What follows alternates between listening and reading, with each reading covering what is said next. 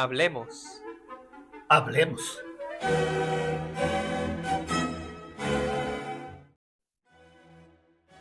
Hablemos. Saludos, bienvenidos y bienvenidas a Hablemos. En esta ocasión voy a hablar sobre las 6 ocasiones que invadieron a Puerto Rico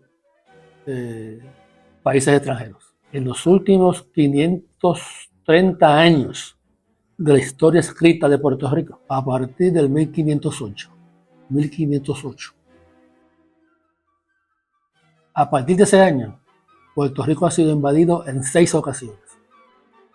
En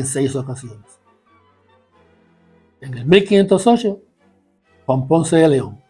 Y van a ver que la primera vez que fue bajo España, en el 1508,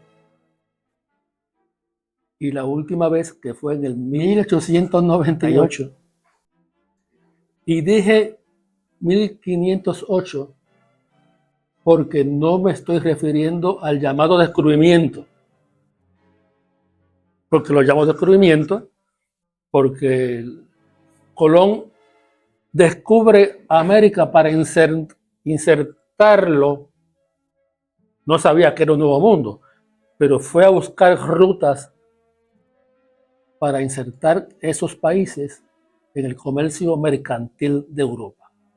Así que América se descubre para ser insertada en la economía mercantil europea. Okay.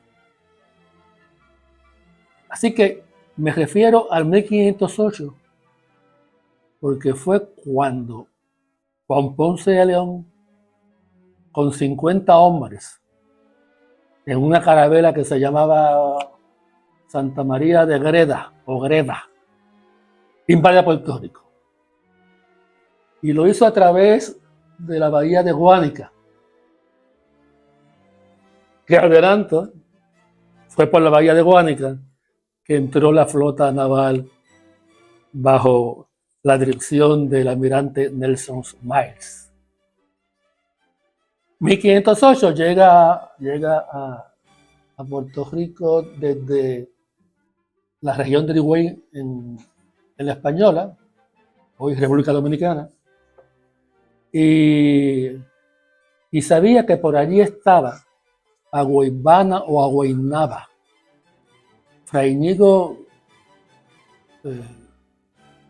La Sierra, Fray Íñigo Abad de la Sierra, dice que era Agüeybana. Haciendo punto en otro son, y todo en croato, decían Agüeybana. Agüeybana, el viejo. Agüeybana, yo lo llamo el astuto, porque los recibe con señales de amistad, porque ya Agüeybana sabía que esos españoles, que esos extranjeros, habían masacrado, habían matado, habían guerreado contra los taínos en Higüey, y eran mortales. Se les podía romper el cráneo con una masa. Sabían que eran mortales los españoles. Don Juan Ponce de León llega con 50 hombres. Entre ellos no estaba Diego Salcedo. No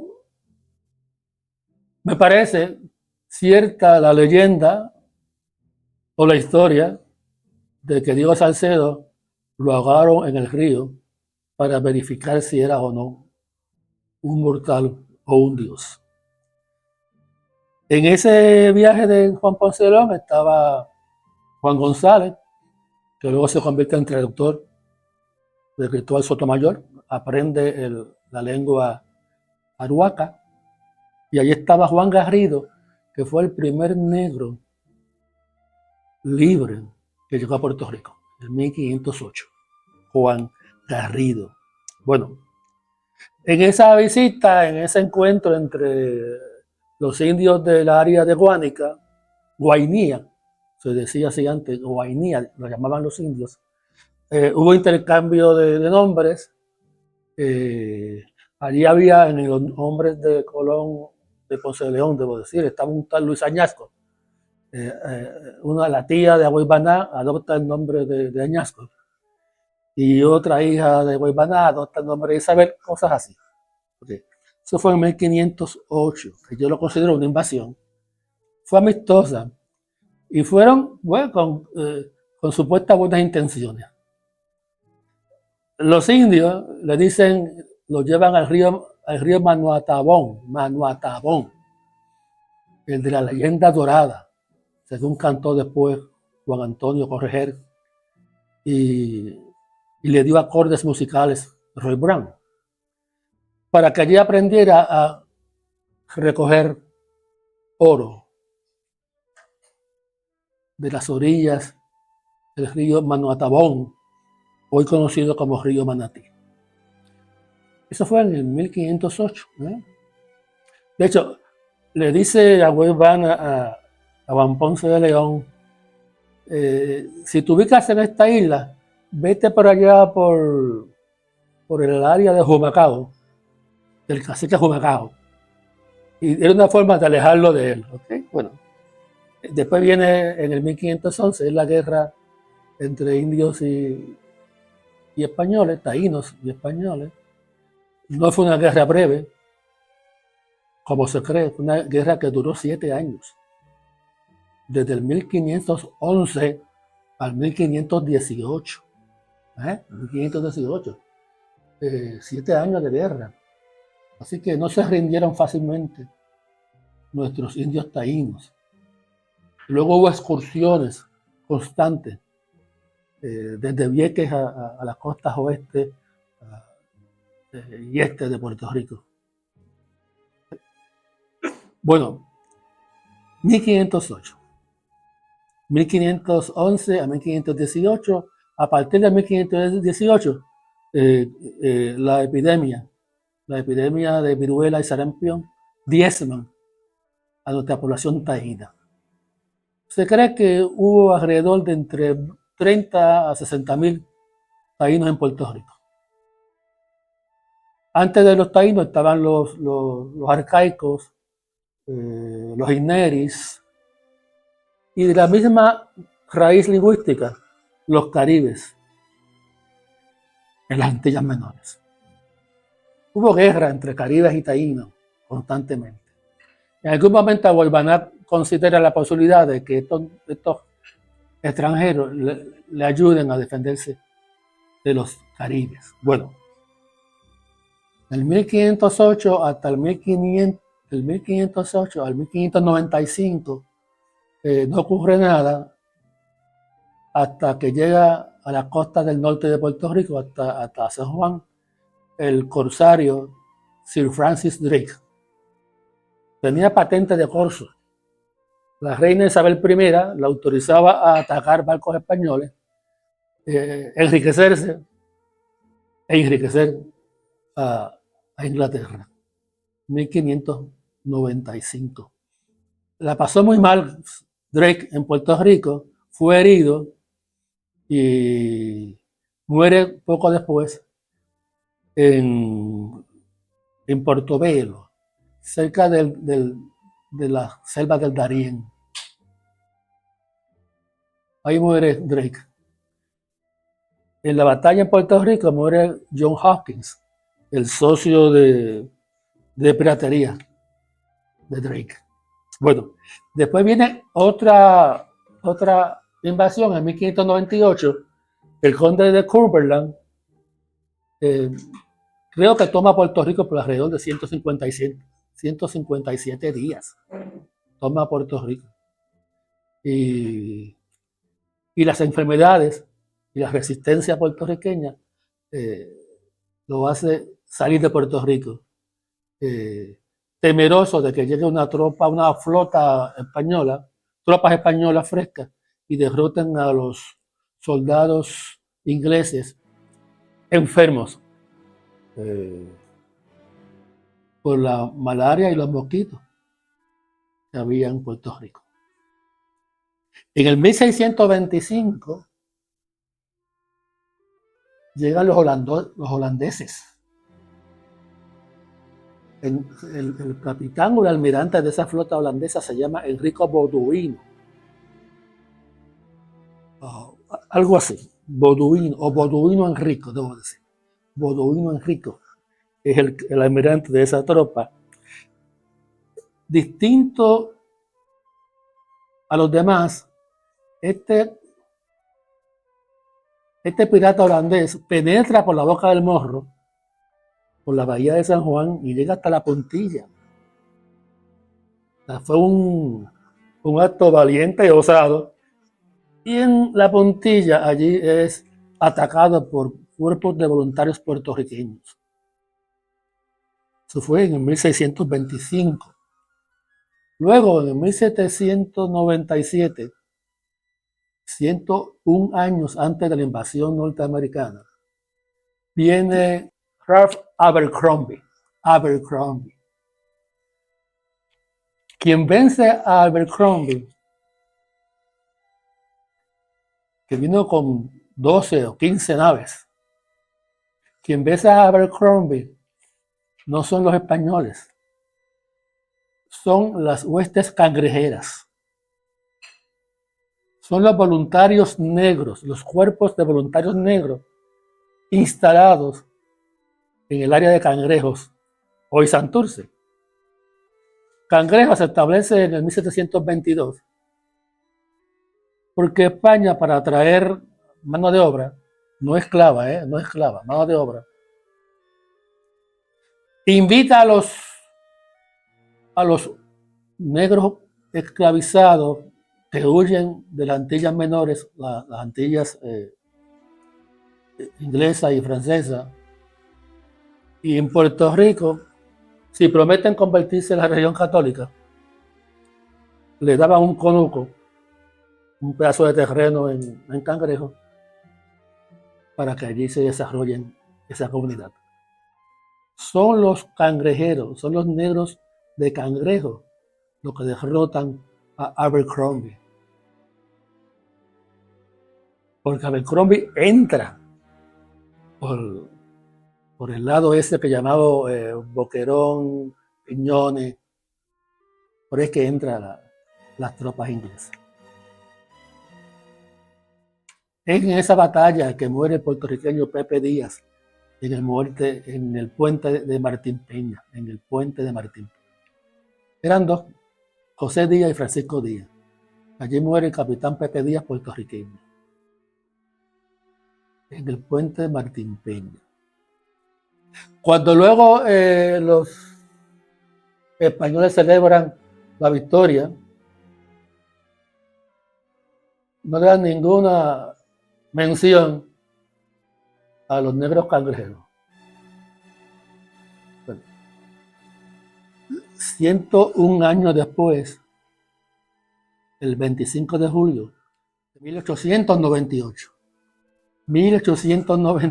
ocurre la invasión norteamericana. Digo norteamericana aclarando que Norteamérica también incluye a los canadienses y a los mexicanos, porque México y Canadá también son parte de Norteamérica, pero de todos modos, ¿me entienden, verdad? Norteamérica son los estadounidenses, los norteamericanos que llegan en el 98 a Puerto Rico. 1898 es cuando llegan los norteamericanos a Puerto Rico. Bueno, hay dos cosas curiosas. Número uno, llegan con supuestas buenas intenciones. Y segundo, entran por la bahía de Guánica, por donde entró Ponce de León en el 1508. Ambos llegaron alegando buenas intenciones y ambos entran por la bahía, ambos ejércitos o ambas tropas invasoras por la bahía de Guánica. Bueno. La pregunta que me hago, que es el objetivo de este espacio, es cómo recibieron los puertorriqueños a los Estados Unidos, a las tropas estadounidenses. Pues básicamente fue o con estupor o con algún tipo de alegría. porque la experiencia de los criollos con España no fue buena. España fue, digamos, una mala madre. España fue mezquina con Puerto Rico, no le concedió derechos. No fue hasta muy tarde, en el siglo XIX, que le da un estatus autonómico, autonomía.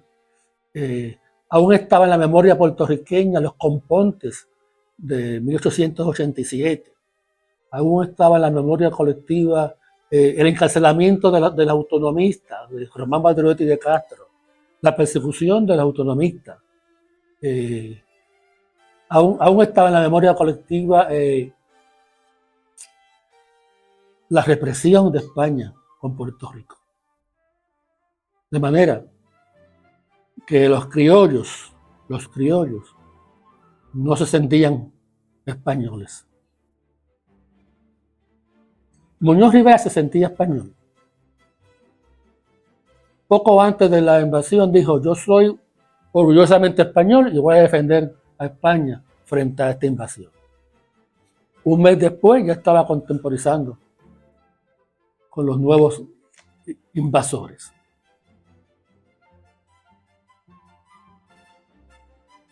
De hecho, Muñoz Rivera, como dije en el anterior espacio, consideró en ese momento, junto a Diego, declarar la independencia de Puerto Rico. Ya yo mencioné que se conversan con el general Macías, están en busca de fusiles y Macías se lo niega y desisten de declarar la independencia cuando ven y leen la proclama de Nelson Miles, escrita en español, la proclama de Miles, que circula por todo Puerto Rico, escrita en español, repito, donde dice Miles que Estados Unidos viene a Puerto Rico no a traer la guerra contra el pueblo puertorriqueño, sino a traer lo que siempre le negó España: democracia y libertades. Eso probablemente aplacó el pensamiento independentista inmediato de Diego y de Muñoz Rivera. Ya en octubre del 98, la invasión fue en julio, ya en octubre del 98, se estaban reuniendo los puertorriqueños en asambleas municipales para reclamar gobierno propio, o por lo menos en plebiscito, o independencia. Así que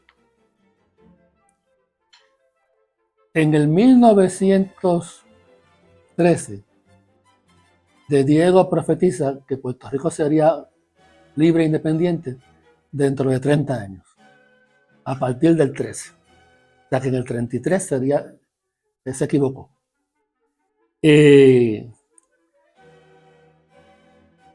Puerto Rico estaba muy mal en el 1898, muy mal. El 87% de la población no sabía leer ni escribir. Solo había alrededor de 175 millas de carreteras pavimentadas. Una quinta parte de la población no usaba zapatos, no tenía la capacidad para comprar zapatos. De 4/5 partes de nuestra población andaba descalza. Los norteamericanos invierten más de $3 millones para construir carreteras y construir salones de clase. Y de hecho, en ese momento, Hostos previamente y Muñoz Rivera creían que Puerto Rico debía ser americanizado, no en el sentido cultural o lingüístico, sino en el sentido de la modernidad. La Liga de Patriotas de Hostos, cuando usaba el concepto americanizar a Puerto Rico, se refería a modernizarlo en términos de visión democrática, en términos de desarrollo de actitudes, conductas de civilización. No quiero decir que Puerto Rico no estaba civilizado en 1898, pero ciertamente no tenían experiencias de de gobierno propio, porque el gobierno propio que hubo duró solamente 6 meses, de febrero del 98 a julio del 98. Bueno, así que sí, los puertorriqueños reciben un poco de estupor, pero con cierta alegría, la llegada de los norteamericanos, porque entendían que sí, que llegaron para traer democracia y libertad. ¿Sí? Y traer modernización, escuela. No es hasta 1903 que en Puerto Rico hay una universidad. Era una escuela normal, ¿verdad? Una escuela para maestros y maestras, pero era nuestra universidad, nuestra naciente Universidad de Puerto Rico, en 1903. Bueno, sí, hay que reconocer que hubo un recibimiento cordial, amistoso entre puertorriqueños y norteamericanos, parecido al que hubo entre Aguibaná el Viejo y Ponce de León en 1508, y ambos con supuestas buenas intenciones. Luego comienzan a revelarse las intenciones de Estados Unidos. Devalúan el peso,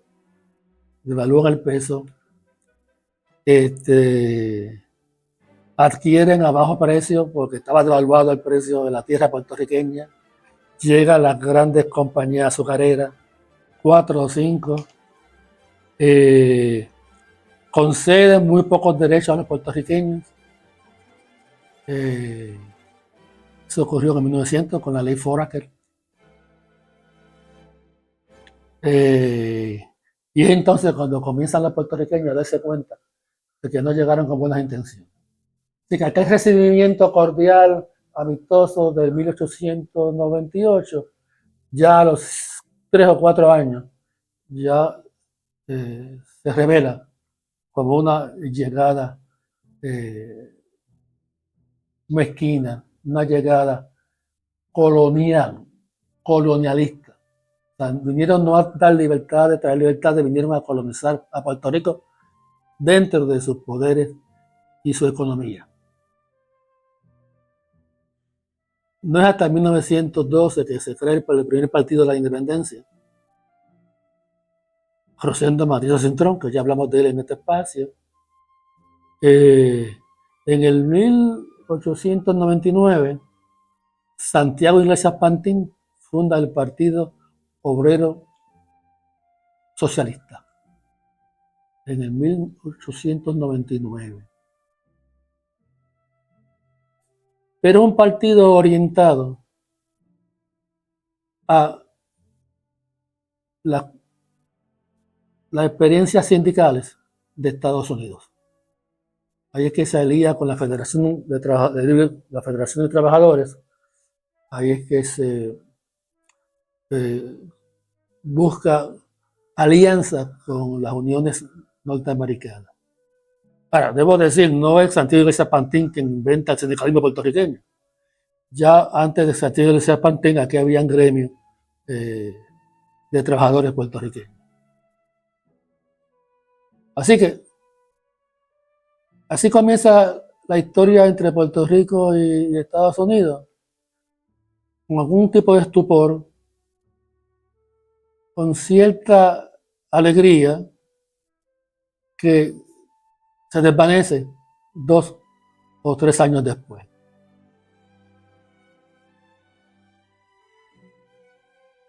Eso es todo. Seguimos, hablemos.